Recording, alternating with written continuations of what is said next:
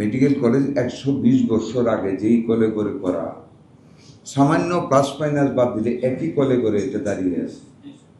আর patient আপনি চিন্তা করতে পারবেন না কত, প্রতি বেডে একজনের জায়গায় 3 জনও শুইতে হয়। আমি আসতেছি, ডাক্তারের সংখ্যা তো জনসংখ্যার অনুপাতে, রোগীর অনুপাতে অনেক কম, ওনাদেরকে দুষ্টুত লাভ। আমাদের চেষ্টা, আমাদের ডাক্তারও তো প্রতি বছর অনেক বের হচ্ছে, যা বের হচ্ছে আমরা কিন্তু ডাক্তার নিচ্ছি। এই মাত্র 5 দিন আগে আমাদের অনেক ডাক্তার যোগদান করেছে। আমরা উইল কন্টিনিউ দ্য এমপ্লয়মেন্ট, মানে প্রত্যেক বছর ডাক্তার বের হবে, আমরা প্রয়োজন অনুযায়ী ডাক্তার নেব।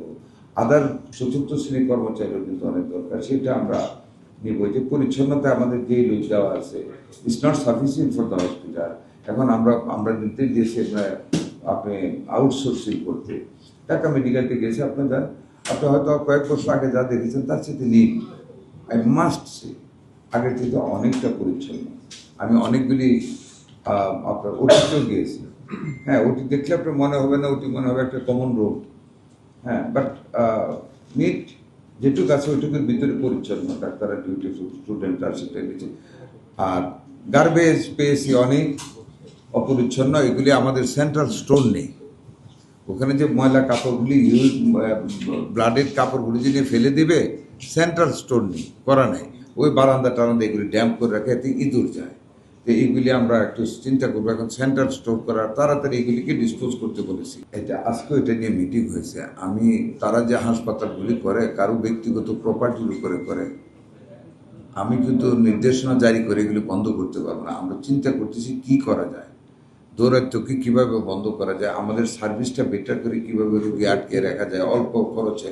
কারণ তাদের cost of treatment is very high as compare to our cost of treatment. কাজে ওইভাবে আইনগতভাবে কিন্তু এটা করা কঠিন হবে। আমরা ওষুধ যা আমরা দিচ্ছি, যেমন ধরেন আমাদের রেবিস, অ্যান্টি রেবিস যেটা ভয়, আমরা সাপ্লায়ারকে গতকালই ইনস্ট্রাকশন দিয়েছি, আমরা আমাদের জন্য একটা আলাদা মার্ক করে দিবে, যেটা মিন করবে নট ফর সেল। আর আমাদের গোয়েন্দা বিভাগকে আমরা বলেছি ওনারা ওখানে লক্ষ্য রাখবেন ওই মেডিসিনটা কেউ বাইরে বিক্রি করে কিনা। আশেপাশে তো যেটা উনি বলেছেন অনেকগুলো ডিসপেন্সারি আছে, ওইসব ডিসপেন্সারিতে if that mark medicine is available in the medicine, আমরা ওইখানে আইনগত ব্যবস্থা নেব, ফার্মেসিতে অ্যারেস্ট করার ব্যবস্থা করব। আমরা ওগুলি র মেটেরিয়াল যেগুলিতে টেস্ট করে এগুলির প্রাইস নিচ্ছি, একটা পাইলে কতগুলি টেস্ট করা যায় এটারও আমরা ডাটা নিচ্ছি, নিয়ে উইল সিট উইথ দেম। একটা কথা আপনার মনে রাখতে হবে, যেন আমরা এই স্বাস্থ্য বিভাগকে যদি জনগণের দরজার কাছে নিতে হয়, জনগণের সন্তুষ্ট অনুযায়ী যদি সেবা দিতে হয়, এটা শুধু স্বাস্থ্য মন্ত্রণালয় কিন্তু পারবে না। এখানে ফার্মাসিউটিক্যাল প্রডিউসার্সদের হেল্প প্রয়োজন করবে, মারাত্মক হবে। সেখানে বেসরকারি ক্লিনিকের মালিক, they are covering a very large area of the population. আমাদের সব জায়গাতে ওইরকম উন্নত মানের কিছু নাই জনগণকে দেখা। মনে করেন আমার উপজেলা, কিন্তু 2টা উপজেলা, আমার 2টা তার।